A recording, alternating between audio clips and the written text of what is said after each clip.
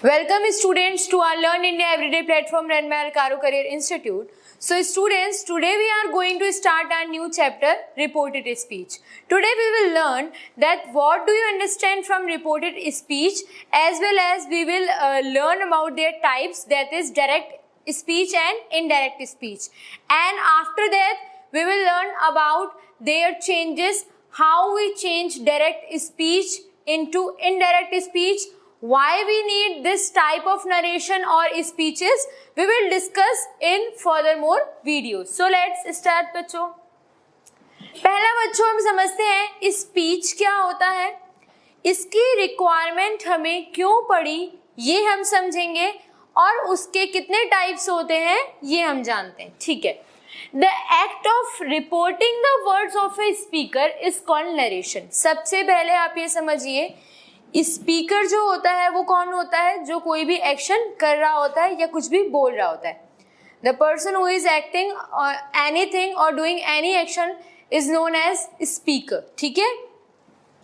तो जो एक्ट होता है वो क्या होता है कि आप स्पीकर के रिपोर्टिंग वर्ड्स को जब रखते हो वो होता है आपका नरेशन. क्या होता है?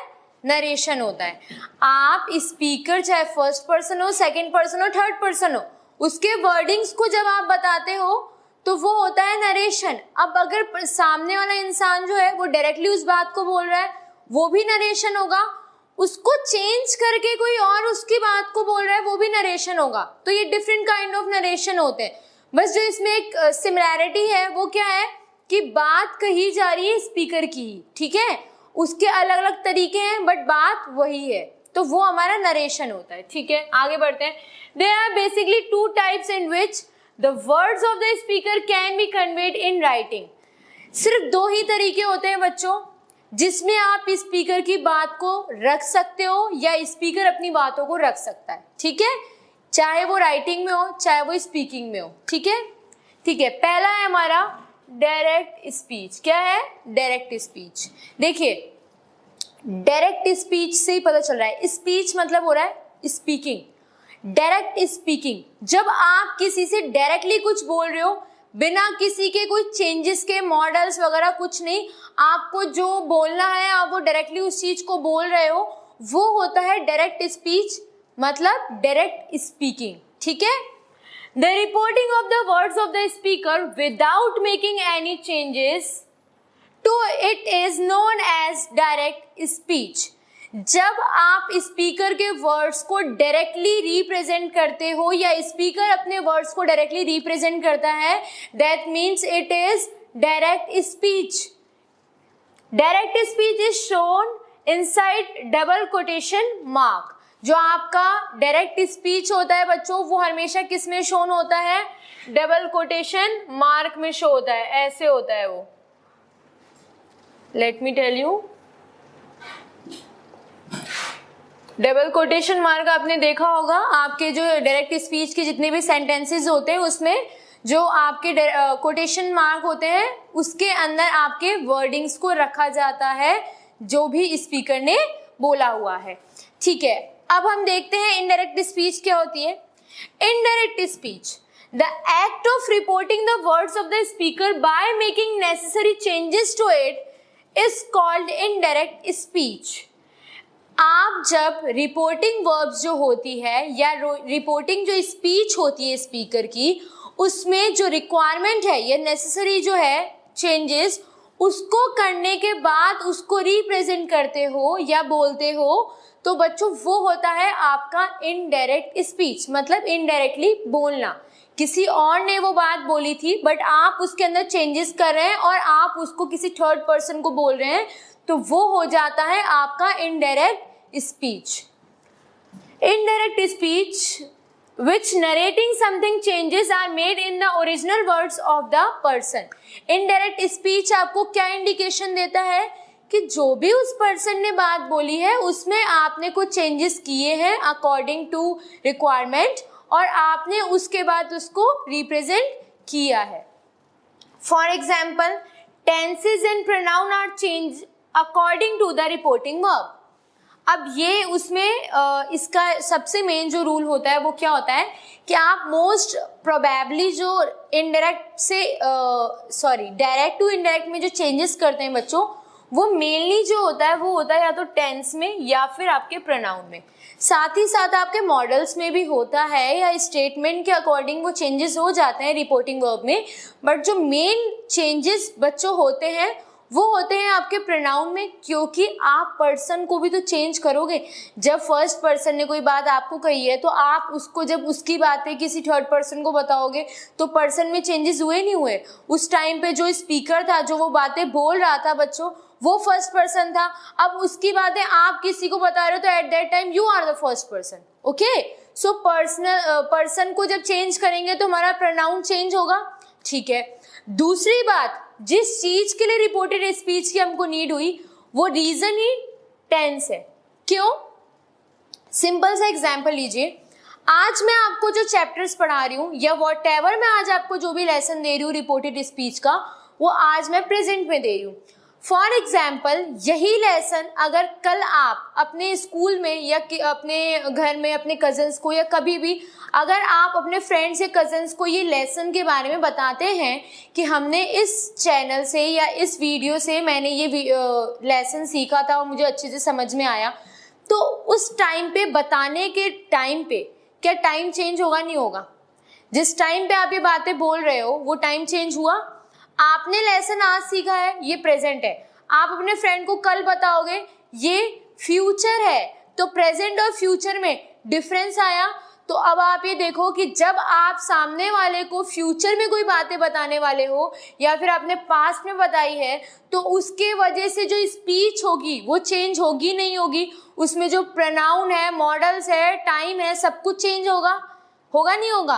तो इसी वजह से हमने रिपोर्टेड स्पीच को बनाया, क्योंकि जो हमारा स्पीच होता है बच्चों, वो जब हम किसी और से कन्वे करते हैं तो वो क्या होता है, उसका टाइम, उसका टेंस चेंज हो जाते हैं, उसकी जो वर्ब्स होती है वो बच्चों उसके अकॉर्डिंग चेंज हो जाती है।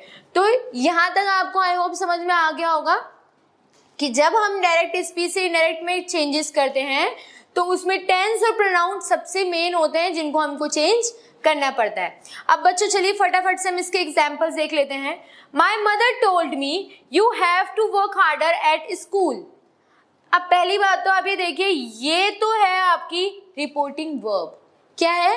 ये रिपोर्टिंग वर्ब होती है और ये होती है आपकी रिपोर्टिंग स्पीच। ठीक है, ये आपको ध्यान रखना है कि जो भी हमको कमांड या आपको जिससे भी वर्ब की नॉलेज मिल रही होगी कि एक्चुअली में वो जो स्पीच है वो किस वे में परफॉर्म हुई है। किसी ने आपसे कोई क्वेश्चन पूछा है, किसी ने आपको एडवाइस दी है, किसी ने आपको सजेशन दिए हैं, किसी ने आपको कोई बात बोली थी, कोई बात बताई है, वो किस वर्ब में हुई है, किस रिपोर्टिंग वर्ब में हुई है, वो होता है आपका रिपोर्टिंग वर्ब। और उसने बोला क्या है आपको, वो होता है रिपोर्टिंग स्पीच।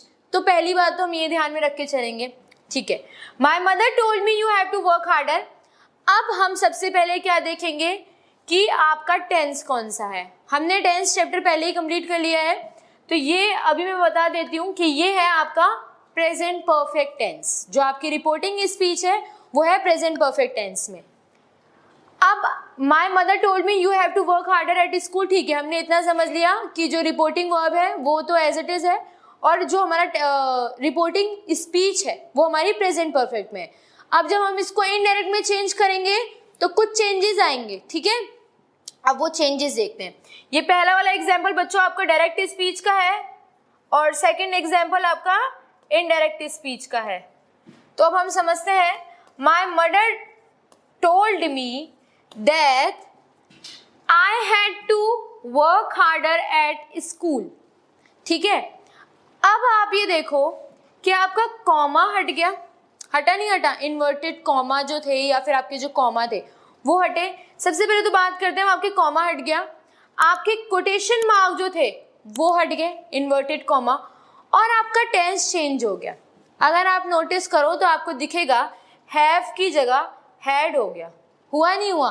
बाकी सब एज इट इज वही है, क्योंकि वर्ब की थर्ड फॉर्म ही सारे परफेक्ट टेंसेस में लग रही थी, तो वर्ब में, मेन वर्ब में तो कोई चेंजेस आएगा नहीं। बट जो आपका हेल्पिंग वर्ब था वो चेंज हुआ नहीं हुआ? क्यों हुआ? क्योंकि जब हम पहले एग्जाम्पल में बात कर रहे थे बच्चों तो वो था आपका प्रेजेंट परफेक्ट, लेकिन जब हम उसको चेंज करेंगे इनडायरेक्ट में तो वो क्या बन जाएगा, पास्ट परफेक्ट बन जाएगा। ठीक है, ठीक है, चलिए अब आगे। एक चीज और नोटिस करिएगा कि जब मैंने इन दोनों को इन्वर्टेड कॉमा और कॉमा को जब रिमूव किया तो मैंने एक कनेक्टर को से कनेक्ट किया इस सेंटेंस को, वो क्या है, दैट है। ठीक है, ठीक है, सेकंड एग्जांपल देखते हैं। He said I work in a factory. अब ये कौन सा टेंस है, ये तो सिंपल टेंस है, सिंपल प्रेजेंट टेंस है। क्यों, क्योंकि वर्ब की फर्स्ट फॉर्म यूज हो रही है नहीं हो रही है। जब मैं इसको सिंपल प्रेजेंट टेंस में बोल रही हूं तो मैं वापस से जब इसको इनडायरेक्ट में चेंज करूंगी तो चेंजेस होंगे ही होंगे। He said that. अब देखो मैंने अभी आपको ऊपर समझाया कि प्रोनाउन और टेंस में चेंजेस आ जाएंगे। अब आप इस एग्जांपल से समझो। ही सेड, ये रिपोर्टिंग वर्ब हो गई। I work in a factory, reporting speech हो गई। ही सेड वहीं रहा, कॉमा इन्वर्टेड कॉमा आपने हटाया तो दैट इंक्लूड कर दिया। अब आप ये देखो कि आपने जो आपका आई प्रोनाउन था उसको कन्वर्ट किया ही में। क्यों, क्योंकि उस टाइम पे वो बोल रहा था, इस टाइम पे आप उसके बारे में बता रहे हो। तो जब हम किसी से मिलके फर्स्ट और सेकंड पर्सन मिलके जब किसी थर्ड पर्सन के बारे में बात करता है तो ही शी का यूज करते हैं ना। तो देखिए यहाँ पर ये क्या बन जाएगा, अब फर्स्ट पर्सन से थर्ड पर्सन बन जाएगा। सिंपल प्रेजेंट टेंस था, किस में चेंज किया, सिंपल पास्ट टेंस में। वर्ब की फर्स्ट फॉर्म में DIED ऐड हो गया। तो ये क्या हो गया, आपके चेंजेस हो गए किसमें, डायरेक्ट स्पीच से इनडायरेक्ट स्पीच में। और चेंज क्या हुआ, टेंस और प्रोनाउन चेंज हुआ। चलिए अब आगे बढ़ते हैं। अब कुछ रूल्स समझते हैं, इसको चेंज करने के रूल्स होते क्या हैं। देखिए, basic rule for speech and conversion, सबसे पहले हम समझते हैं इन डायरेक्ट स्पीच, मतलब डायरेक्ट स्पीच में क्या क्या चेंजेस होते हैं वो हम समझते हैं। चेंजेस नहीं, रूल्स समझते हैं। ठीक है, put the word spoken by the speaker with in inverted comma. जो भी वर्ड्स बोले जाएंगे स्पीकर के द्वारा वो इन्वर्टेड कॉमा या कोटेशंस मार्क में रखे जाएंगे, पहला rule. Second, separate the reporting verb from the direct speech bye a comma. जब हम रिपोर्टिंग वर्ब और रिपोर्टिंग स्पीच लिख रहे होते हैं तो हमें रिपोर्टिंग वर्ब को किससे सेपरेट करना चाहिए, रिपोर्टिंग स्पीच से करना चाहिए, और वो हम किससे करते हैं, कॉमा से करते हैं। ठीक है, थर्ड रूल देखिए, begin the first word inside inverted commas with a capital letter. Reporting verb से उसको सेपरेट करने के बाद भी आप जो रिपोर्टिंग स्पीच होगी उसका पहला letter always and always capital letter में होगा। ठीक है बच्चों, ये रूल थे हमारे डायरेक्ट स्पीच के। अब हम बात करते हैं हमारे इनडायरेक्ट स्पीच की। फर्स्ट रूल है, change the reporting verb according to the sense conveyed by the speech. देखो ये पहला रूल जो है ये बहुत समझने वाली चीज है, तो इसको ध्यान से समझना कि आप रिपोर्टिंग वर्ब तब चेंज करते हो बच्चों जब आपको ये समझ में आए कि जो स्पीच है वो किस सेंस में या किस वे में बोली जा रही है।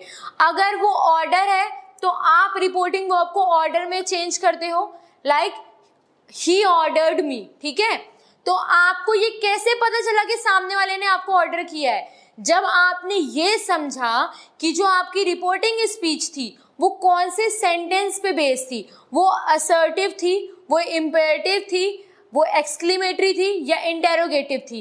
इन चारों सेंटेंसेस को समझने के बाद ही आप ये समझ पाओगे कि आपको रिपोर्टिंग वर्ब को एक्चुअली में चेंज करना किस वे में है। ठीक है, तो ये पहला रूल है कि आप सबसे पहले ये समझोगे कि रिपोर्टिंग स्पीच कौन से टाइप के सेंटेंसेस में आ रही है, इंपेरेटिव में आ रही है, असर्टिव में आ रही है, एक्सक्लेमेटरी में आ रही है या इंटेरोगेटिव में आ रही है। ठीक है, देन आफ्टर आप क्या करोगे, अकॉर्डिंग टू दैट आप रिपोर्टिंग वर्ब्स में चेंजेस करोगे। ठीक है, सेकेंड रूल देखते हैं, do not change the tense of the reporting verb. ये रूल भी बहुत इंपॉर्टेंट है, आप कभी भी खुद से रिपोर्टिंग वर्ब का टेंस चेंज नहीं करते हैं। ठीक है, उसके कुछ ऑर्डर्स होते हैं, वो चेंजेस अपने आप हमें नहीं करने होते हैं, वो ऑर्डर फॉलो करने के बाद ही हम उसमें चेंजेस कर सकते हैं। अदरवाइज आप रिपोर्टिंग वर्ब की टेंस को कभी भी चेंज नहीं करते। लाइक अगर कहीं पे से लिखा हुआ है तो आप खुद से सेड नहीं लिख सकते हैं, ठीक है। तो ये था हमारा सेकेंड रूल। थर्ड रूल बहुत ईजी है, remove the comma separating the reporting verb from the direct speech. हमने अभी हमारे प्रीवियस एग्जाम्पल में देखा था कि जब हम डायरेक्ट स्पीच से उसको इनडायरेक्ट में कन्वर्ट कर रहे थे तो हमने क्या रिमूव कर दिया था, कॉमा रिमूव कर दिया था। फोर्थ रूल देखिए, remove inverted commas, inverted commas भी हमने रिमूव कर दिए थे। Fifth rule, introduce the indirect speech by some connectors like that, if, whether, what, where, how, why, etc. depending on whether you want to transform a statement, question or request as the case may be। ये वाला जो point है बच्चों, ये आपका link है इस first point से। कैसे, ये समझो। ये दो रूल्स अगर आपने समझ लिए कि कॉमा और इन्वर्टेड कॉमा हम जब डायरेक्ट से इनडायरेक्ट में चेंज करते हैं तो हम क्या करते हैं, सेपरेट कर देते हैं। सेपरेट करने के बाद आपने अभी देखा कि उसमें कनेक्टर ज्वाइन हो रहा था। अभी तक आपने यही देखा कि उसमें दैट कनेक्टर ज्वाइन हो रहा था, बट बच्चों उसमें और भी कनेक्टर ज्वाइन होते हैं, जैसे if, whether, what, where, how, why. ये सारे कनेक्टर कब ज्वाइन होते हैं, जब आपको ये पता चलता है कि रिपोर्टिंग स्पीच एक्चुअली में एक क्वेश्चन है, स्टेटमेंट है, रिक्वेस्ट है या फिर व्हाटएवर वो एक एडवाइस है। ये जानने के बाद ही आप उसका कनेक्टर चेंज करते हो, ठीक है। तो ये भी आपको ध्यान रखना है, ये दो पॉइंट्स, कि रिपोर्टिंग वर्ब और आपका कनेक्टर रिपोर्टिंग स्पीच को देख के चेंज होता है, ठीक है। सिक्स्थ रूल देखिए, convert all kinds of sentences into assertive statement. Assertive statement क्या होता है, सिंपल वो स्टेटमेंट जो आपको इंफॉर्मेशन देता है। That's it, similar to your declarative और assertive sentences। तो हम क्या करते हैं, सबसे पहला हमारा ट्राई ये होता है कि हम किसी भी एनी टाइप ऑफ स्टेटमेंट को हम कन्वर्ट करने का ट्राई करते हैं, किसमें, असर्टिव स्टेटमेंट में, ठीक है। लास्ट रूल है, make other necessary changes in person, verb, forms, time, places and expression. Last में जो हमारे चेंजेस होते हैं, लाइक सबसे मैंडेटरी जो चेंजेस था वो था टेंस में और प्रोनाउन में, लेकिन उसके अलावा भी अगर हमें कोई चेंजेस करने को मिलते हैं, लाइक पर्सन में प्रोनाउन हो गया, वर्ब की फॉर्म्स को भी हम चेंज कर देते हैं टेंसेस के according. Then after time automatically change होता है, तो हम उसके अकॉर्डिंग भी उसके अंदर वर्ब्स, मेन वर्ब और हेल्पिंग वर्ब चेंज कर ही देते हैं। Place and expression, place and expression से क्या मतलब है बच्चों, अगर आपका सेंटेंस एक्सक्लेमेटरी में है तो आप उसको एक्सप्रेशन के अकॉर्डिंग चेंज कर देते हो। अगर ज़रूरी नहीं है कि आपको स्टेटमेंट में दिया होगा कि उसने मुझे ऐसा एक्सक्लेम्ड किया या मुझे सजेशन दिया या रिक्वेस्ट की, वो आपको खुद से समझ के खुद से चेंजेस करने होते हैं। लास्टली आप इसमें मॉडल्स का भी यूज़ होता है, तो मॉडल्स भी आप यूज़ करते हैं specially in your imperative statements, जिसमें आप क्या करते हैं, खुद से आपको मॉडल्स के चेंजेस करने पड़ते हैं। तो उसके भी बहुत सारे बच्चों रूल्स होते हैं जिसको हम आगे की वीडियोस में डिस्कस करेंगे। अभी आप बस डायरेक्ट स्पीच क्या होती है, इनडायरेक्ट स्पीच क्या होती है, दोनों को यूज़ करने की रिक्वायरमेंट क्या है हमारे ग्रामर सेक्शन में, साथ ही साथ इनके क्या बेसिक्स रूल्स होते हैं, ये अभी तक हमने डिस्कस किए हैं। तो अभी आप बस क्या करिए कि इनको अच्छे से पढ़िए और इनको रिवाइज करिए। फिर मिलते हैं हम नेक्स्ट वीडियोस में इसके और वीडियोस के साथ, इसके और lessons, type, basics, rule, changes, further more हम डिस्कस करेंगे इसको। तब तक के लिए ध्यान रखिए और देखते रहिए हमारी videos. Thank you so much for watching our videos बच्चों।